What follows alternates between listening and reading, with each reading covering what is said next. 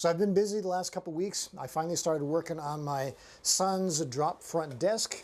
Here's a little prototype that I made to work out the angles because I've never made one of these before.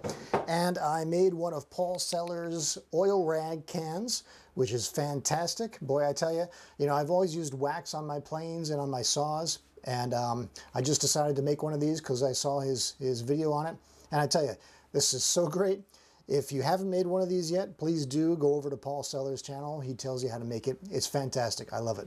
I also put a table over my lathe because I thought to myself, when I'm not using my lathe, it's basically taking up space. And I usually put pieces of wood and scraps on it anyway. So I figured, hey, if I build a table that I can put on top of it, or over it rather, and use as kind of like a semi-assembly table, then that gives me a lot more room in my shop to put things together. So I made one of those.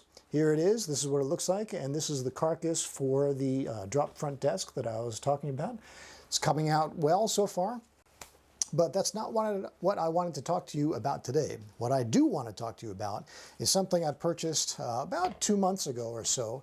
It is an ECE, here we go, here's the box, Dovetail plane from Germany. Made in Germany, fantastic old-fashioned dovetail plane. And I've been using it now for the last couple weeks, and I love it, but it is kind of quirky, and I wanted to explain those quirks to you in case you were thinking about buying this dovetail plane or any other dovetail plane. So I wanted to show you how I use it, and just to give you some food for thought in case you're thinking of buying one. So let's get to that. Now the first thing I want to talk about is setup. Now the plane comes set up, and what I mean by that is the iron is in, it's adjusted to the perfect height, and it is razor sharp, so you don't have to worry about the iron when you first get it. The thing you do have to adjust though is this spur, especially if you're doing cross cuts. Now what I have found is, what they tell you to do is to lower the spur to about 0.5 millimeters, and that seems to work very well. If you lower it all the way, let me untighten this here, it rotates. Look at that, I just cut my finger. Very sharp. So if you lower it all the way, what's going to happen is, since the spur is since the spur is shaped like this, when you're cutting, this spur is going to cut a groove into the shoulder of your dovetail. So you're going to wind up with a dovetail that looks like that. So that's not good, obviously, so we don't want to do that. So you want to adjust this so that the spur is about about 0.5 millimeters down from the base of the plane. Now it says in the instruction manual that if you want the spur deeper, you should rotate it clockwise, and that is correct. However, you don't want to go too far because then you'll wind up with dovetails that look like this, like I just talked to you about.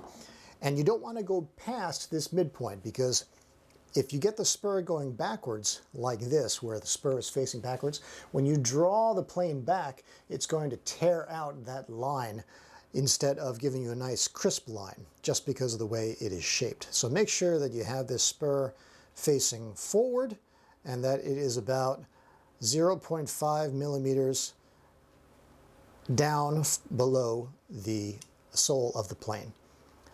And now you're set up for cross-cutting. The other great thing about this spur is, first of all, it comes razor sharp, as you probably noticed because I cut my finger on it. And also it has numbers, 1, 2, 3, 4. So if number 1 spur gets dulled, you just rotate it around, so you don't have to sharpen this for a long, long, long time. And I really like that. So there are two things about this plane that I don't really like. The first is the size of the fence. It's very thin, and there are no factory-made holes in it for attaching an auxiliary fence to it. Now I can make those holes and attach it, so maybe that isn't a big deal, but the size of the fence as it is makes it very difficult or precarious to position on the wood, because you need to have this perpendicular to the wood to create the proper angle for your dovetails. Otherwise you're going to get different angles on each side. So that's one thing.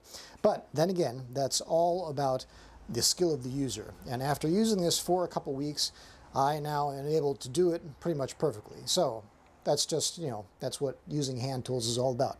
The other thing I don't like is that there's no depth gauge, which means that it can be very hard to get the same amount taken off on each side of your dovetail. You got to watch that very closely. Now, what I have been doing is using water to kind of mark it, because I worked out the thickness of the piece of wood that I want to make the dovetail on, and I know that it is about 2 centimeters thick, and I want that end of the dovetail to be the exact thickness of the wood. So what I do is I get some water, and I've mentioned this on other videos about chiseling and stuff, where you wet the wood before you make moldings and stuff like that. And I basically wipe some water over the top. So now I have a line. And now what that allows me to do is when I make my cut now, I can take off until I see that line disappear. Now it's already gone here. I need a little bit more. Now it's gone there. Okay, it's almost completely gone. There's just a very little bit in the middle. And boom. Now I have a dovetail on one side. Very, very quick. And that's how it looks. And now if we flip it over and do the exact same thing, get some more water, wipe it down so you get that line. The water also softens the wood and makes it a lot easier to cut through. Now, the water line is gone, and I have my dovetail. Now, one thing I didn't do was back this up with another piece of wood. If you're going cross grain, you're going to want to back it up with another piece of wood so that you don't get tear out on this side of the dovetail. So that's going cross grain. Going with the grain is a lot easier. You don't need the spur. And with the plane set up the way it is just a dream to do. So let me show you what that looks like. Now, when you're going with the grain, you don't need to have a piece of wood backing up the other end because you're not going to get any tear out. And you don't need the spur, but I'm going to use it just because I want that crisp shoulder on my dovetail. And again, I'm going to wet it down a little bit so that I can see how much to take off. And then hold it straight. Make sure that fence is up against the wood.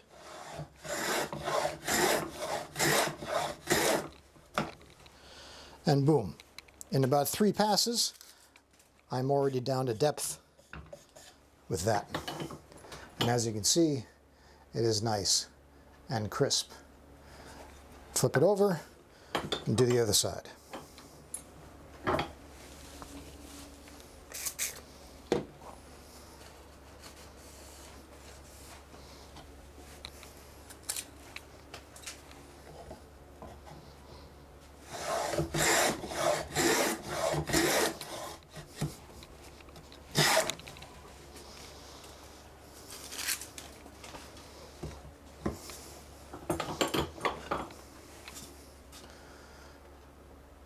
And there's your finished dovetail.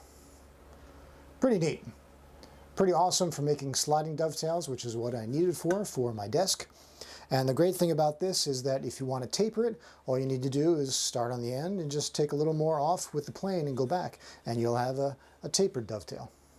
So that is the ECE Dovetail plane. I love it. It's nice and heavy. It's made out of quality beech, made in Germany. Fantastic tool once you get used to the quirks. Now, do you need it? Well, that depends on how many dovetails you're making. I used this when I was building that dresser a couple months ago, and I used it for the drawer runners on the outside, the long pieces like this. And what I did was I lined all the pieces up on my bench together, and then I used the plane and did cross cuts and made dovetails on all the pieces at once, which saved a lot of time. I didn't have to saw anything, and all I had to do was saw out the dovetail sockets in the dresser, on the dresser. So that saved a lot of time and made things really easier, and I liked how it came out, especially once I got used to cutting the dovetails with the plane so that they were completely and perfectly even on both sides. So that's my take on it. If you have the money, I'd recommend getting it. It's a cool tool to have in your arsenal. If not, doing it by hand is just the same as it's always been. So that's it for today. Thanks for watching, and I will see you in the next one. Bye.